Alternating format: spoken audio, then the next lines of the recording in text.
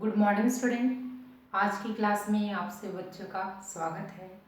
आज हम ध्वनि के अंतर्गत एक प्रयोग करेंगे जिसमें ध्वनि के लिए है ना माध्यम की आवश्यकता होती है ना। और उस माध्यम के कारण से ही क्या होती है, ध्वनि जो है उत्पन्न जो है होती है। इसे पूर्व हम लोग जानते हैं कि ठोस, द्रव और गैस है ना। इसमें प्रत्यास्था जो है सबसे अधिक जो है किसमें होता है। प्रत्यास्थता के आधार पर है ना देखने से यह पता चलता है कि ऐसे पदार्थ जिनमें उपस्थित कणों के मध्यम है ना मध्य क्या होता है, आपका आकर्षण बल जो है क्या होता है, अधिक होता है। वे ही अधिक क्या होते हैं, प्रत्यास्थ होते हैं, क्योंकि उनकी स्थिति में है ना परिवर्तन करना ज़्यादा मतलब कठिन होता है। ऐसे ऐसे कणों में है ना विक्षोभ उत्पन्न करने पर है ना वह शीघ्रता से क्या होता है, अपनी पूर्व स्थिति में आने का प्रयास जो है करता है, तथा वे कण जो शीघ्रता से अपनी पूर्व स्थिति में आ जाते हैं पुनः गति करने को तैयार रहते हैं। और इस प्रकार से वे तीव्र गति से क्या करते हैं, आपका कंपन या दोलन जो है करने लगते हैं। तो ऐसे माध्यम में जिसकी मतलब प्रत्यास्थता है क्या होती है, आपकी अधिक। ध्वनि और माध्यम के बारे में समझेंगे एक प्रयोग के माध्यम से। इससे पूर्व हम प्रत्यास्थता के आधार पर हम देखते हैं कि ठोस, द्रव, गैस है ना, तीनों में किसकी प्रत्यास्थता जो है अधिक होती है और किसकी प्रत्यास्थता जो है कम होती है। तो ऐसे पदार्थ जिनमें उपस्थित कणों के मध्य आकर्षण बल है ना अधिक होता है, वे अधिक जो है प्रत्यास्थ जो है होते हैं, क्योंकि उनकी स्थिति में परिवर्तन करना क्या होता है, ज़्यादा कठिन होता है।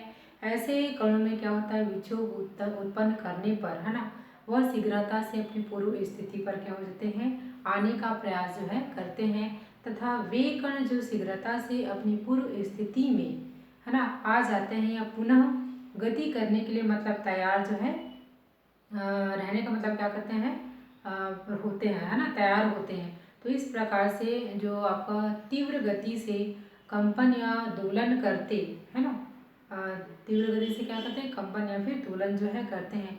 तो ऐसे माध्यम जिसकी प्रत्यास्थता क्या होती है, आपका अधिक होती है, जैसे आपका स्टील की है ना, स्टील की प्रत्यास्थता जो है सबसे अधिक जो है होती है। तो ध्वनि संचरण है ना कम प्रत्यास्थ वाले माध्यम जैसे आपका रबड़ से क्या होता है, अधिक होता है या शीघ्रता से होता है।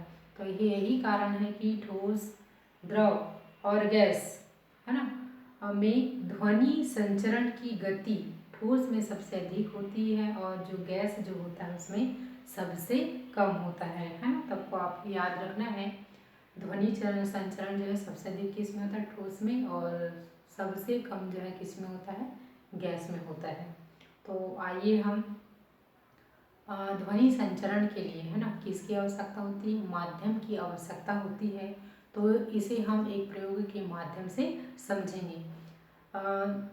हमने मतलब बहुत सारे पूर्व क्लासेस में ध्वनि के बारे में अध्ययन किए हैं, तो जिसमें मतलब पढ़ा है कि ध्वनि संचरण माध्यमों के घनत्व पर निर्भर करता है ना। आप लोग सोचो, यदि माध्यम ही ना हो है ना तो क्या ध्वनि हमें मतलब हम तक पहुँचेगी या हमें सुनाई देगी। तो यह मतलब जांचने के लिए हम क्या कर रहे हैं, एक प्रयोग कर रहे हैं। इसके माध्यम से हम स्पष्ट रूप से समझ जाएंगे कि ध्वनि संचरण के माध्यम की आवश्यकता होती है या फिर नहीं। तो ये यहाँ पर आप देखेंगे कुछ आवश्यक सामग्री यहाँ पर लिया गया है। ये जो प्रयोग है आपका बेलजार प्रयोग जो है क्या कहलाता है, और इसमें क्या बताया गया है, ध्वनि के लिए है ना माध्यम की आवश्यकता होती है ना। तो यहाँ पर देखेंगे ये एक क्या होता है, आपका बेलजार होता है, जिसके अंदर में है ना एक विद्युत घंटी जो है लगा होता है।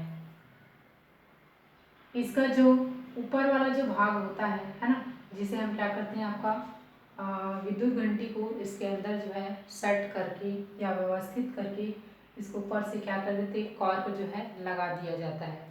अब यहाँ से देखेंगे जो विद्युत घंटी का जो संबंध जो होता है एक स्विच से मतलब कर दिया जाता है। किससे कर दिया जाता है, एक स्विच से कर दिया जाता है। जब मतलब स्विच जो है ऑन किया जाता है तो इस पूरे उपकरण में विद्युत धारा जो है बहने लगती है। ठीक है, और इस बेलजार को है ना एक नीचे से है ना क्या कर देते हैं, एक